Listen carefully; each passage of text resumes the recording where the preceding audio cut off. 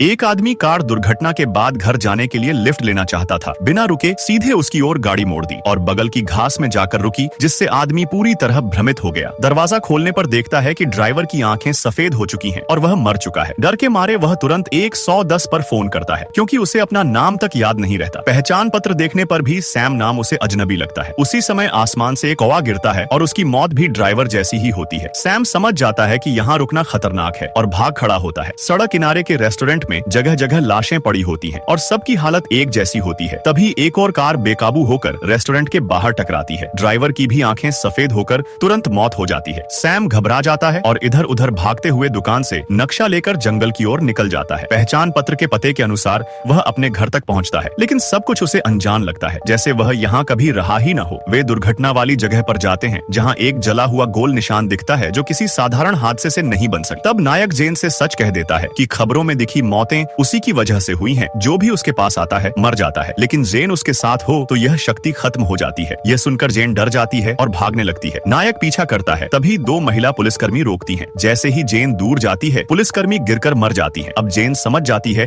कि मामला कितना खतरनाक है। वे दूरी जांचने के लिए एक भेड़ लाते हैं। जेन धीरे धीरे पीछे जाती है। जब दूरी 10 मीटर होती है तो भेड़ मर जाती है। इससे तय होता है कि दोनों के बीच दूरी 10 मीटर से ज्यादा नहीं हो सकती। खबरों से पता चलता है कि ये दोनों संदिग्ध घोषित हो चुके हैं। डॉक्टर की सूचना पर पुलिस आ जाती है और वे भागने लगते हैं। वे अस्पताल छोड़ देते हैं और रात कार में बिताते हैं। रेडियो पर जेन अपने पति की आवाज सुनती है जो उसे ढूंढ रहा होता है। दिए गए पते पर जाकर वे पति से मिलते हैं और एक कबूतर की बलि देकर स्थिति समझाते हैं। अगले दिन पुलिस फिर आ जाती है और दोनों पकड़े जाते हैं। वे बस इतना चाहते हैं कि उन्हें अलग न किया जाए, लेकिन पुलिस नहीं मानती। जबरदस्ती अलग करते समय वहाँ मौजूद सभी लोग मर जाते हैं। इतनी मौतों से नायक टूट जाता है और दोनों भागकर शहर के बाहर एक झोपड़ी में छिप जाते हैं। नायक सोचता है कि अगर उसका इलाज नहीं हुआ तो वह लूसी की आजादी के लिए खुद को कुर्बान कर देगा, लेकिन लूसी उससे प्यार करने लगती है और साथ रहने को तैयार होती है। तालाब के पास नायक की याददाश्त लौट आती है। उधर लूसी को एक नोटबुक मिलती है जिसमें कई गायब महिलाओं का विवरण होता है और उसमें उसकी बहन का नाम भी होता है। सच सामने आता है कि नायक ने ही बहन को मारकर तालाब में डाला था। अगले पन्ने पर लूसी का नाम देकर दोनों को सब याद आ जाता है। हादसे से पहले